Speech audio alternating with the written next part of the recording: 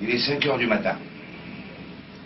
5h30, 17 mars 1998.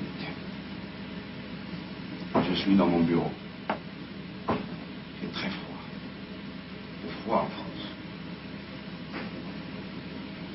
J'ai ouvert les fenêtres parce que les enfants ne supportent pas l'odeur du cigare. Alors du coup, j'aime bien ce coin. C'est mon petit coin du tiers-monde.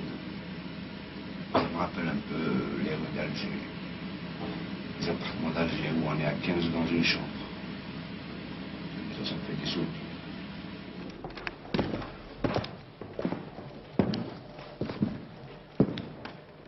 Elle est superbe cette salle. Elle est belle, hein? L'humour comme arme suprême contre toutes les dictatures, tous les intégrismes. À 48 ans, le comédien algérien Mohamed Fellag est devenu l'un des porte-drapeaux des artistes engagés.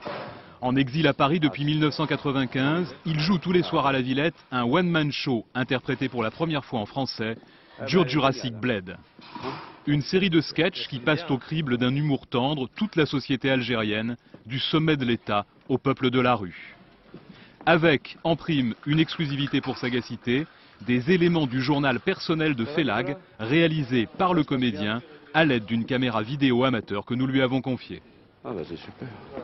Le lendemain du premier tour des élections législatives, le lendemain, les Algériens, quand ils se sont réveillés, ils ont vu, le fils était arrivé au pouvoir partout, la majorité au communal, aux législatives. Tout le monde voulait se tirer d'Algérie, même ceux qui avaient voté fils.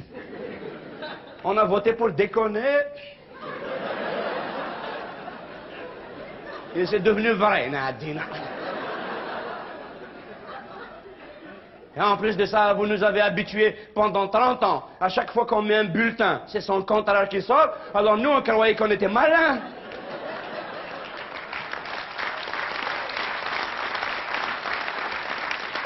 Je crois que le rire se développe beaucoup dans les pays qui souffrent.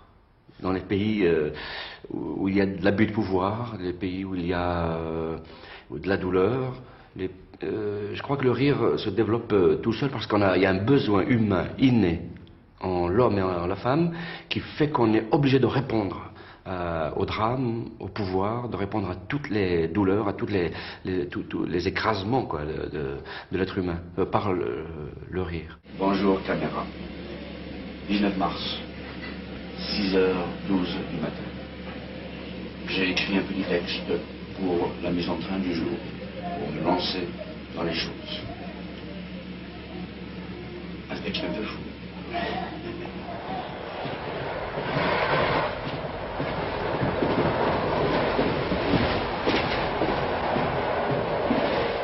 Les gens sont peinés de me voir partir, mais d'un autre côté, ils sont soulagés de me voir partir également. D'autant plus que c'est souvent les gens qui me disaient de partir. Ne reste pas là, mais sauve ta vie, va-t'en, va ailleurs, mais tu nous reviendras un jour et puis on veut te savoir vivant.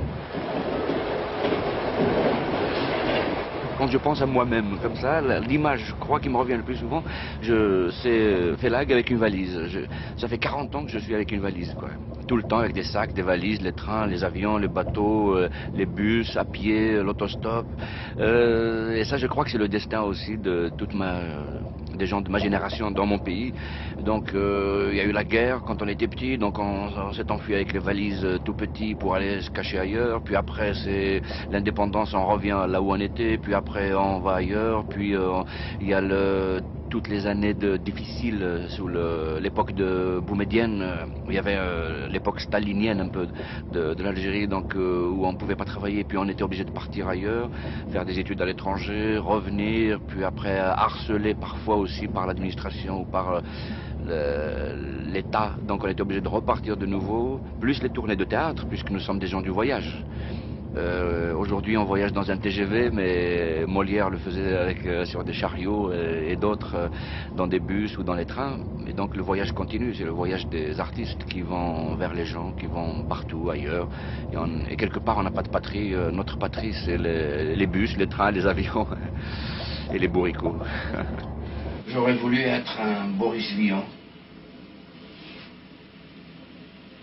qui traînerait dans Alger, mais Alger paisible et qui se promènerait dans les rues, dans les cafés, dans les marchés, sentir l'odeur des sardines, l'odeur des ruelles de la Casbah, et écrire des petites histoires amusantes sur le bonheur des gens, sur leur malheur, et puis le soir aller chanter du Cherby dans un café, après avoir jeté tous les tabous dans une poubelle. On va dire, on va parler de Non, mais je vais dire quelque chose qui est intéressant quand on parlait du langage avant là. Je connais très bien Amédiaz Dulin.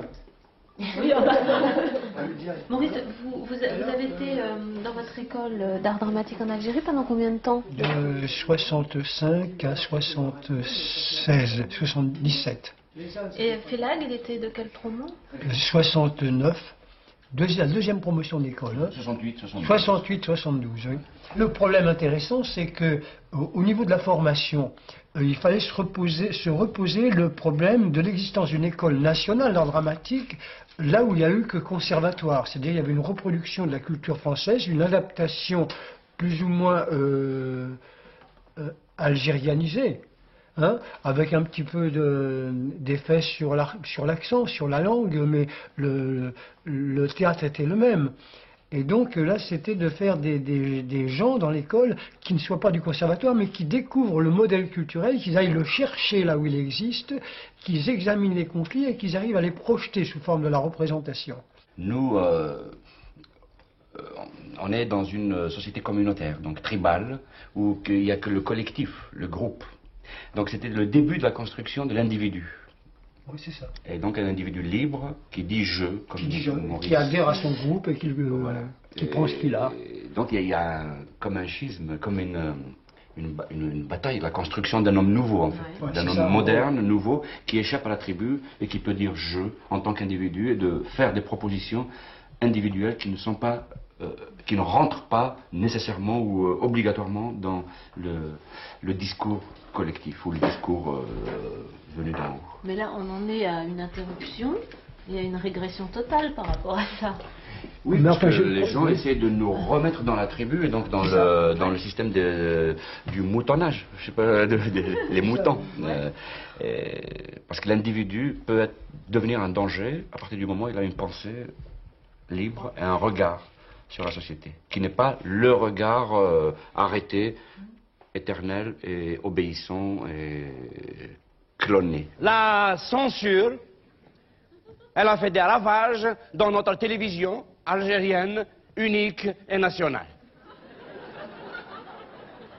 Comme disait la pub, la chaîne qui vous enchaîne. Il y a 3 formes de censure à la télévision algérienne. Il y a la censure politique, la censure morale et l'autocensure. Celle-là, on n'en parle pas, c'est privé, c'est chacun marre. La censure politique, c'est très simple. À chaque fois qu'il y a des événements politiques graves dans le pays, à la télévision, on nous passe des documentaires sur les animaux.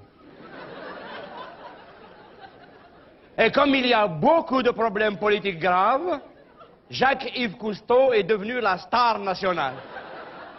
Toute la journée, les poissons, les hôtes. Je me souviens, pendant les événements du 5 octobre 88, 600 morts, toute la journée dans les rues, au secours, maman. Et les gens, ils couraient à la maison, ils se mettaient devant la télé pour regarder les infos. Et toute la journée, à la télé, toute la nuit, ce poisson qui vit au fond des eaux et qui se nourrit de plancton. Les Algériens sont devenus tous des ingénieurs en plancton. Mais les Algériens, comme ils sont malins, ils sont intelligents, ils sont vicieux, ils ont fini par décoder les animaux. Moi, je me souviens, à la fin des années 70, ils nous ont montré un documentaire sur un troupeau d'éléphants. Ils étaient en train de brouter de l'herbe dans la savane, et tout d'un coup, il y en a un qui se détache du troupeau, il s'en va vers le cimetière des éléphants, il s'est affaissé et il est mort le lendemain dans les rues d'Alger. Héros. Et mon frère. Boumediene est mort.